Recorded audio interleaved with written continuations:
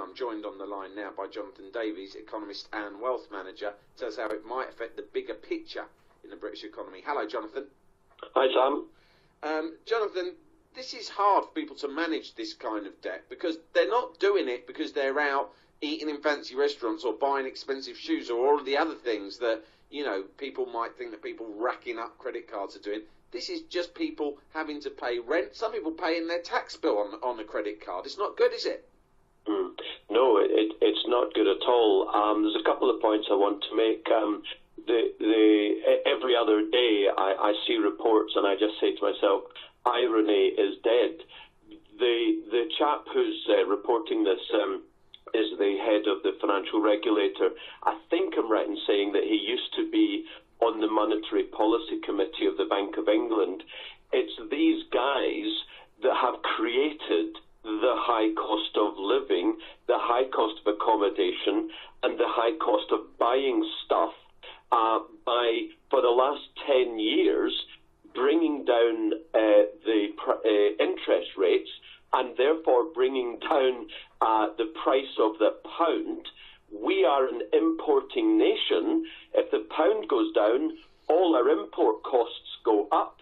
And of course, if interest rates go down, which they did for 10 years, house prices go up. So these are the guys that created the situation we're in.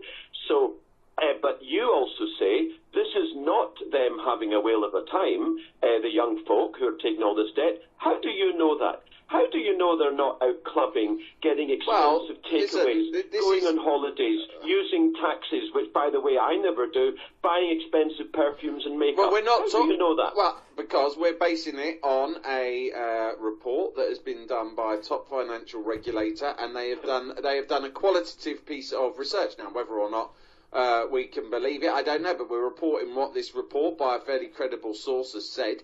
Also, to be honest, anecdotally, I'm aware, I work with a lot of young people here, and I'm aware of what a struggle it is, particularly people living in a city like this one, to cover the basics on wages that have not risen in line with inflation. I mean, it just makes sense. We know the figures. We know that rents go up. We know that loads of people are depending on private rental, and we know that wages are staying flat. Without a shadow of a doubt, and I've said this, and I'm the first to complain about it. I said it was going to happen years ago, and I've been saying it since. Without a shadow of a doubt, the cost of accommodation is unbelievable. And energy bills, food costs, all the basics going up, and wages aren't going up with it. Absolutely, and that's exactly my point. Energy is basically oil and gas, and these have gone up through the roof because partly the pound has gone down through the floor. They are priced in the dollar. When the pound goes down, everything priced in the dollar will go up if we are buying it in the UK. And accommodation costs have gone up leaps and bounds over the last 20, 25 years.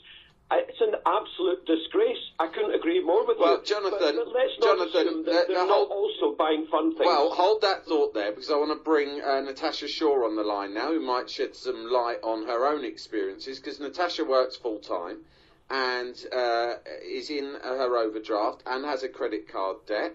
Let's see what has led her into this situation. Hello, Natasha. Hi. So tell us about how you ended up taking on this debt.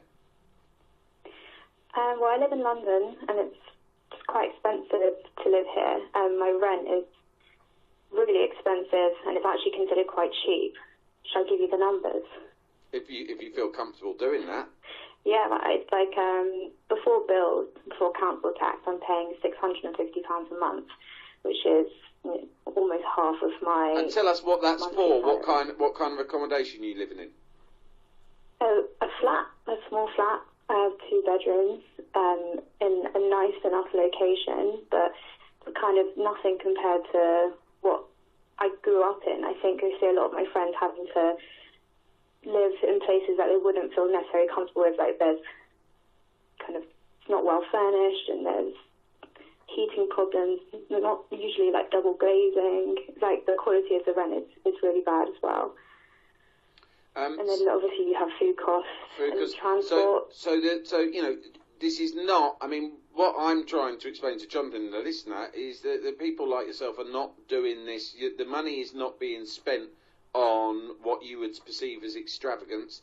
This is stuff that you're doing to live in a fairly basic way, and presumably you work in London. That's why you live here. Yeah, I work in London. My family's from London. Well, I grew up here. I can't consider living anywhere else. And if you chose to live outside of London, presumably what the savings in rent would be made up for in the price you'd pay in commuting. Yeah, definitely. I lived with my parents just outside of London for a while, and to get in and out of London every day was about £8 to £10. So, Jonathan, I mean, you must feel sympathy with Natasha's situation, and there are thousands of young people in London alone who are in the same position. This is not living in a fancy flat or an extravagant house or anything else. This is. I'm sure there are those who are being extravagant, but the ones who are cutting their cloth accordingly still have to fall back on debt. Jonathan, does this have a wider implication? Because this kind of unserviceable debt is certainly what led us into the crisis in 2008. How close are we to that kind of thing? Unsecured debt, which means debt not secured on property, aka mortgages, unsecured debt, personal loans, overdraft, car loans, people know personal contract plans, that sort of thing, they have been rising at 11% per annum. First of all, we don't need a new car every 3 years. But no, I'm agreeing with you. The government, the central bank, the Bank of England, the powers that be have created the situation where they have thrown debt at people. If you could fog a mirror, you could borrow whatever you wanted and then borrow some more. And they've deliberately raised the costs of living for people by largely raising the cost of accommodation. Why? Because they all own properties and often are buy-to-let landlords themselves. They have created this dire situation, and the outlook absolutely is that millions of folk are being left behind. You know, we talk about economic growth, and we've got some lackluster 1 or 2% per annum economic growth. The reality is the bulk of that growth is going to the top 5%. It's not going to the top, it's not going to the bottom 95%. So what we need to do is reverse the government and the previous government's policies. We need to vastly raise interest rates to where they ought to be. We need to stop bailing out the banks. We need to raise the value of our currency. That way, we'll reduce the cost of imports, we'll reduce the cost of accommodation, and people like that young lady will have a higher standard of living. There you go. Eden Davis has fixed it for us.